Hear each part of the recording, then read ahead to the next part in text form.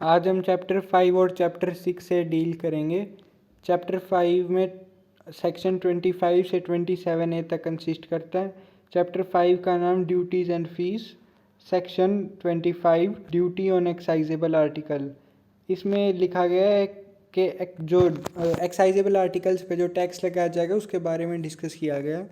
Sub section 1 कहता है कि कोई भी एक्साइज ड्यूटी और काउंटरवेलिंग ड्यूटी स्टेट गवर्नमेंट लगा सकती है एक्साइजेबल आर्टिकल्स के ऊपर, except medicinal and toilet preparations के लिए, जो टाइम बिंग के लिए medical and toilet preparations act 1955 में स्पेसिफाइड है।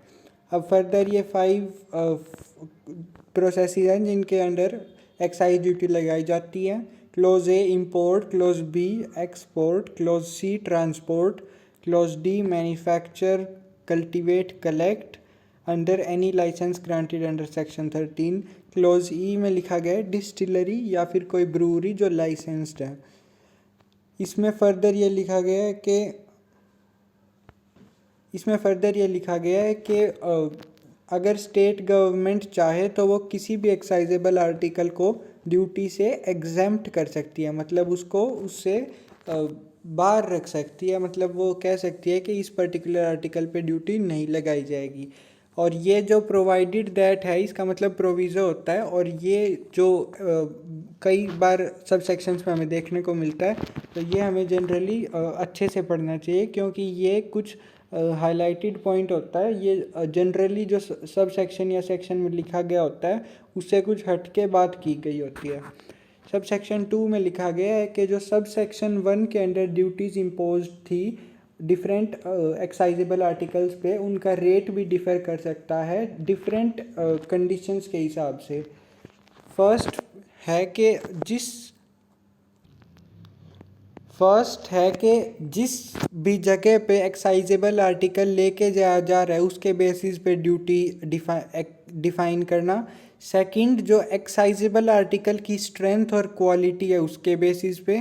थर्ड, एक्साइजेबल आर्टिकल का यूज़ क्या है जो डिफ़र करता है डिफरेंट पर्पसेस के लिए। फोर्थ, जो एक्साइजेबल आर्टिकल की वैल्यू है। और फिफ्थ, जो टोटल प्रिस्क्राइब्ड ड्यूटी होगी उसका जो 10% सरचार्ज होएगा वो अर्बन और रूरल लोकल बॉडीज़ में डिवाइड कर दिया जाएगा पॉपुलेशन के बेसिस पे। अब मैं फर्दर एक पॉइंट में सब सेक्शन 1 में भूल गया था। काउंटर वेलिंग ड्यूटी होता है कि जो इम्पोर्ट टैक्स लगाया जाता है ताकि डंपिंग ना हो पाए, मतलब एक साथ ज़्यादा मात्रा में कोई भी व्यक्ति या कोई भी इंस्टीट्यूशन उस पर्टिकुलर गुड को स्टोर ना कर पाए, इसके लिए काउंटरवेलिंग ड्यूटी लगाई जाती है। सब सेक्शन 3 में लिखा गया है कि जो सब सेक्शन 1 में जो प्रोविजंस दिए गए हैं उससे अलग खड़ा होके जो भी एक्साइजेबल आर्टिकल्स इंडिया में इंपोर्टेड हैं और उन पे इंपोर्टेशन ड्यूटी लगा दी गई है सी कस्टम्स एक्ट 1878 के तहत या फिर इंडियन टैरिफ एक्ट 1894 के तहत, तो उनको एक्साइजेबल ड्यूटी से एग्जेम्प्ट किया जा सकता है। सेकंड पॉइंट ओमिटेड है। सब सेक्शन 4, एक और पॉइंट सब सेक्शन 3 में लिखा गया था कि not with standing anything content. Not with standing का मतलब होता है इस सब के साथ ना खड़े होके, मतलब अलग खड़े होके। अब इस पूरे सेक्शन सब में बात की गई थी जो एक्साइजेबल ड्यूटी आर्टिकल्स पे, जो इंटॉक्सिकेंट आर्टिकल्स हैं उन पे लगाई जाएगी, लेकिन अब इसमें लिखा हुआ है जो जो इससे एग्जैम्प्टेड है, मतलब इनके ऊपर नहीं लगाई जाएगी। तो ये सब सेक्शन भी काफ़ी इंपॉर्टेंट होते हैं। सब सेक्शन 4 में कहा गया है कि स्टेट गवर्नमेंट को इस आर्टिकल में से कोई ऑब्स्टेकल फेस नहीं करनी पड़ेगी। अगर वो चाहे तो वो एनहेंस या रिड्यूस कर सकती है एक्साइज ड्यूटी के रेट को किसी भी फाइनेंशियल ईयर के अंडर, और वो जो एक्साइजेबल ड्यूटी इन्हेंस या रिड्यूस करेंगी वो रेट्रोस्पेक्टिव इफ़ेक्ट भी उन पे वैलिड होगा, लेकिन जो रेट्रोस्पेक्टिव इफ़ेक्ट होगा वो उसी फाइनेंशियल ईयर के अंडर कंसीडर किया जाएगा। और मतलब इसका मतलब ये है कि जो इससे पहले के फाइनेंशियल ईयर्स थे उनके ऊपर रेट्रोस्पेक्टिव इफेक्ट नहीं लगाया जा सकता। रेट्रोस्पेक्टिव इफेक्ट का मतलब होता है पीछे का, मतलब आज अगर कोई आप लॉ बना रहे हो तो उसकी वैल्यू या फिर उसको लीगली बाइंडिंग जो पीछे की जजमेंट्स या पीछे की कोई भी डेटा या इंफॉर्मेशन है उस पर भी वो लगाया जाएगा। सेक्शन 26 है ways of levying such duty.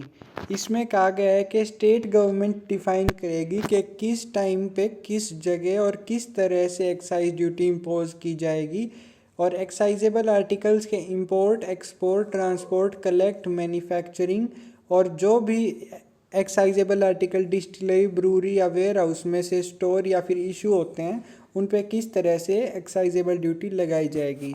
इसमें फर्दर ये लिखा गया है कि इसका जो पॉइंट 1 है इसमें लिखा गया है कि ड्यूटी लेवी की जा सकती है इन फॉलोइंग, मतलब क्लोजेज में डिफाइन कर रखा है किस किस टाइप से लगाई जा सकती है। क्लोज ए में लिख रखा है जो हेम प्लांट जैसे या फिर कोई और भी प्लांट है जो किसी भी एकड़ या फिर मतलब किसी फील्ड में कल्टीवेट किया जाता है तो उसका जो एकड़ेज रेट है इंटॉक्सिकेंट ड्रग का उसके बेसिस पे, मतलब उसकी टोटल वैल्यू कितनी निकल रही है पर एकड़, उसके बेसिस पे एक्साइज ड्यूटी लगाई जा सकती है। क्लोज बी में लिखा गया है कि डिस्टिलरी या फिर ब्रूरी से जो भी स्पिरिट मतलब इंटॉक्सिकेंट जो मैन्युफैक्चर किया जा रहा है उसके बेसिस पे, अब ये फर्दर आगे 2 पॉइंट्स में डिस्ट्रीब्यूटेड है। इसमें लिख रखा है कि जो उसका फर्स्ट पॉइंट में लिख रखा है कि जो उसका प्राइमरी सोर्स होएगा, जैसे वोश या वोट एक टाइप का प्लांट होता है या फिर कुछ रूट्स भी होती हैं जिनसे ये इंटॉक्सिकेंट बनता है, तो जो वो उनसे जो डिराइव होके जो इंटॉक्सिकेंट बनेगा उनका जो रिडक्शन होएगा या फिर डिडक्शन भी होएगा, दोनों होंगे, तो वो जो इक्विवेलेंट मतलब जो उसमें से बन के दूसरा बना है उसके बेसिस पे कि उसका जो मटेरियल जितनी क्वांटिटी ऑफ मटेरियल उसमें यूज़ हुई है उसके बेसिस पे। और सेकंड पॉइंट में लिख रखा है कि डायरेक्टली जितना मटेरियल यूज़ हुआ है उसके बेसिस पे, मतलब मटेरियल का क्या रेट था। क्लोज सी में लिख रखा है कि जो टारी ट्री होता है उसमें से जो टारी ट्री से जो टारी ड्रॉ की जाएगी मतलब तोड़ी जाएगी उसके बेसिस पे जो एक्साइज ड्यूटी लगाई जाती है। सब सेक्शन 2 में लिख रखा है कि जो वेयर हाउस में जो एक्साइजेबल आर्टिकल्स सेल किए जाएंगे वेयर हाउस से जो वेयर हाउस से एक्साइजेबल आर्टिकल सेल किए जाएंगे उन पे जो एक्साइज ड्यूटी लगाई जाएगी वो वाली एक्साइज ड्यूटी लगाई जाएगी जो उस डेट ऑफ इशू मतलब जो उस दिन की एक्साइज ड्यूटी जो करंटली चल रही है उसके बेसिस पे वो एक्साइज ड्यूटी उस आर्टिकल पे लगाई जाएगी।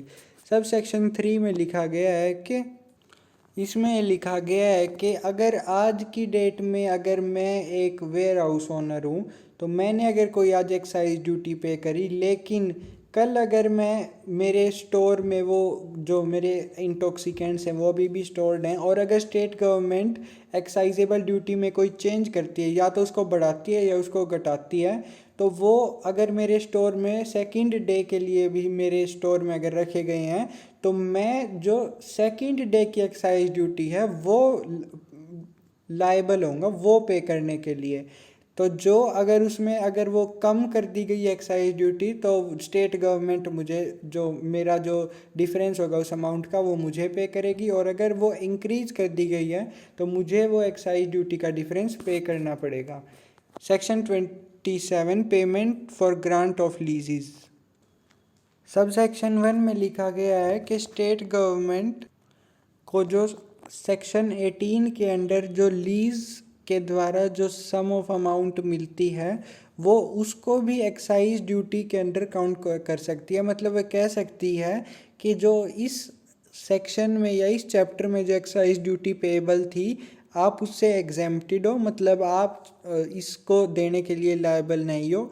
जो आपने सेक्शन 18 के अंडर लीज पे ली गई जो भी प्रॉपर्टी है उसके लिए जो एक्साइज ड्यूटी या फिर टैक्स दिया था वो ही हम इसमें कंसीडर कर लेंगे। सब सेक्शन 2 में लिखा गया है कि इस सब सेक्शन 1 जो था उसमें जो भी लिखा गया था वो किसी भी प्रकार से स्टेट गवर्नमेंट को रोकेगा नहीं।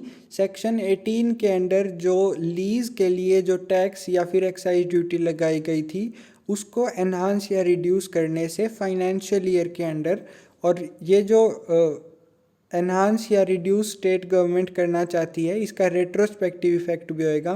मतलब ये पीछे की डेट पे भी लगाई जा सकती है, लेकिन यह सिर्फ उसी फाइनेंशियल ईयर में लगाई जा सकती है। मतलब इससे पीछे वाले फाइनेंशियल ईयर्स पे ये वैलिड नहीं मानी जाएगी। सेक्शन 27 है savings for duties being levied at the commencement of the constitution. इसमें लिखा गया है कि जब तक पार्लियामेंट इस प्रोविज़न के कुछ कॉन्ट्रेरी लॉ या फिर एक्ट नहीं बनाती, स्टेट गवर्नमेंट जो अभी फ़िलहाल जो ड्यूटी ले रही है, मतलब जो टैक्स कलेक्ट कर रही है, वो लॉफुल माना जाएगा और ये जो प्रोसेस है ये कंटिन्यू किया जाएगा। सब सेक्शन 2 में लिखा गया है कि ये फॉलोइंग एरियाज़ में अप्लाई होता है। क्लोज ए में लिखा गया है कि जो भी इंटॉक्सिकेंट्स इस एक्ट की एक्साइजेबल आर्टिकल्स की डेफिनेशन के अंदर इंक्लूडेड नहीं है वो इस सेक्शन या इस सेक्शन के अंडर ही, सही कह रहा हूँ, इस सेक्शन के अंडर ही माने जाएंगे। और क्लोज बी में लिखा गया है कि जो भी आर्टिकल्स एक्साइजेबल आर्टिकल्स जो आउटसाइड इंडिया प्रोड्यूस किए गए थे और जो इंपोर्ट किए गए हैं स्टेट के अंदर, चाहे वो जो सेंट्रल गवर्नमेंट के द्वारा डिफाइंड कस्टम फ्रंटियर के अंडर आते हों या फिर ना आते हों। सब सेक्शन 3 में लिखा गया है कि स्टेट गवर्नमेंट जो गुड्स मैन्युफैक्चर किए जाएंगे स्टेट के अंदर और जो goods out of the state manufacture किए जाएंगे और स्टेट में इंपोर्ट किए जाएंगे उनके बीच में डिफरेंशिएट नहीं कर सकती एक्साइज ड्यूटी डिस्क्रिमिनेट करके। मतलब स्टेट गवर्नमेंट अपने ही स्टेट के जो मैन्युफैक्चरिंग हो रही है इंटॉक्सिकेंट्स की उसको फेवर देने के लिए उस पर कम एक्साइज ड्यूटी नहीं लगा सकती है, डिस्क्रिमिनेशन माना जाएगा। आज हम चैप्टर 5 कवर करेंगे। जैसा मैंने कहा था चैप्टर 5 और 6 इस वीडियो में कवर किए जाएंगे, लेकिन चैप्टर 6 की वीडियो बहुत जल्द, मतलब आप यूँ मान लो इसके देखने के बाद आपको मिल ही जाएगी वो नेक्स्ट हमारी प्लेलिस्ट में। Okay, thank you.